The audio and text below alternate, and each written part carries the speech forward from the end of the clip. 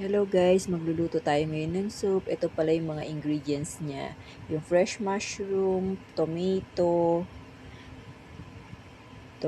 parsley, minced spring onion, tofu, and egg po. Dalawang itlog. Yan po ang ating ingredients sa araw na ito. Ito ang simpleng soup na ating lulutuin ngayon guys. Napakasimple at masustansya po guys. Kaya subukan nyo pong iluto guys. Masarap siya at malinamnam po. Pag mainit na, saka na natin lalagay yung spring onion. Stir lang natin to guys. Guys, madali lang to. Masarap tong soup na to. Subukan nyo guys. Then, add natin itong tomato.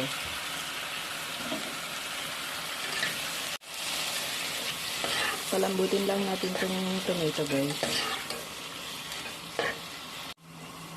Palambutin muna natin guys.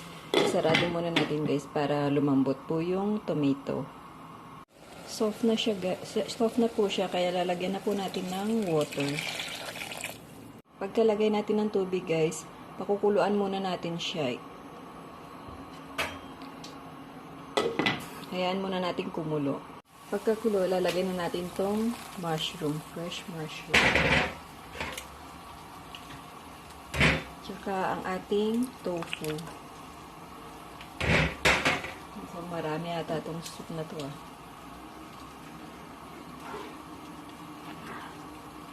Wow.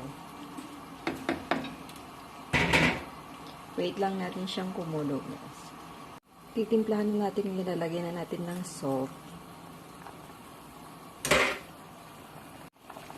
pepper, and chicken powder. Kaya lang, hindi kasi yung amo ko ng chicken powder, kaya hindi na ako naglalagay ng chicken powder. Kayo po, kung gusto niyo ng chicken powder, pwede po kayo maglagay ng chicken powder.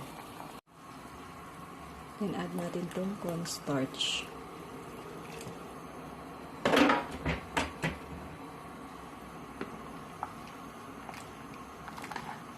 Palaputin lang natin muna to.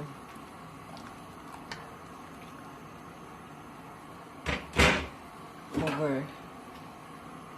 Boil lang natin. Kung makulo na siya, hindi lalagyan na natin itong itlog.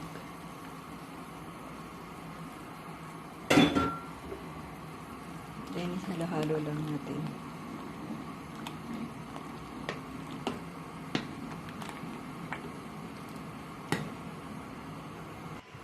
Nilalagyan natin ng spring onion at parsley.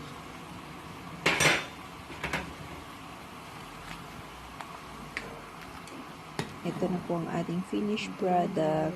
Thank you for watching. Please like and subscribe my channel.